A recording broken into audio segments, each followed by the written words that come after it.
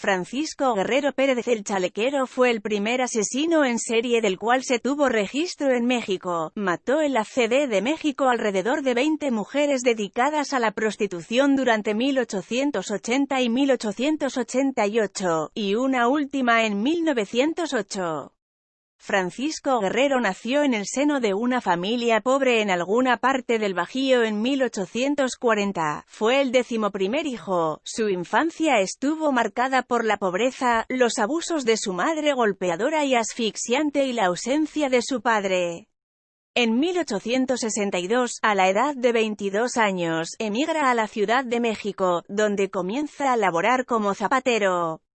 Guerrero jamás tuvo reparo en tratar de ocultar su misoginia y, ni siquiera, sus asesinatos. Aún así estuvo casado, procreó 4 hijos con su esposa, llamada María, y otros más extramaritales, y tuvo muchas amantes, las cuales de hecho, llegaron a mantenerlo. Llegó a tener todo un harén de meretrices a su servicio. Se cree pudo ejercer como proxeneta. En varias ocasiones se cuenta que se le pudo ver alardeando de sus crímenes en su barrio. Guerrero vivía en la colonia de Peralvillo. Todos sabían lo que hacía, pero nadie lo denunciaba por miedo. Paradójicamente, Guerrero se declaraba católico devoto de la Virgen de Guadalupe, y contaba orgulloso haber sido en su infancia sacristán. Poseía una muy marcada personalidad psicopática pues carecía de empatía, no sentía culpa, tenía un estilo de vida parasitario, cosificaba a las personas a su alrededor, tenía una autoestima inflada, sufría de ataques súbitos de ira, era manipulador y promiscuo. Pese a ello era una persona carismática. Veía al sexo femenino como un simple satisfactor sexual desechable. Sus crímenes estaban marcados por una crueldad desmesurada con marcados tintes sexuales, eran de odio. Violaba a sus víctimas para poder demostrar la supuesta superioridad y poder que creía tener sobre las mujeres. Abordaba a sus víctimas con el pretexto de hacer uso de sus servicios. Posteriormente, las amagaba y ultrajaba, las asesinaba por estrangulación o degollamiento y, finalmente, por razones que no están muy claras quizás para que no pudieran ser identificadas, en algunas ocasiones llegó a decapitarlas. Empleaba un cuchillo para curtir la piel, el cual también usaba en su oficio de zapatero.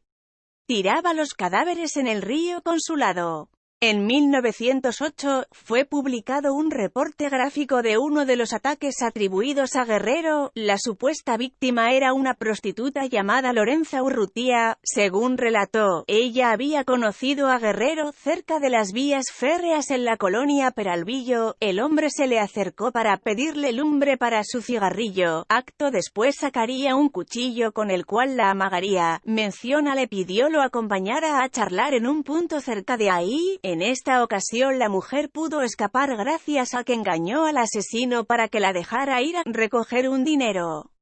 2 meses después se volvería a encontrar con Guerrero, esta vez sin tanta suerte. La condujo hasta una cueva alejada de la población. Ahí la violó y torturó cerca de 2 días. Ella pudo salir con vida porque Guerrero se fue durante un momento para ir a comprar pulque. De 1880 a 1888, durante el Porfiriato, cadáveres de mujeres decapitadas, brutalmente golpeadas y cortadas comenzaron a aparecer en los márgenes del río Consulado.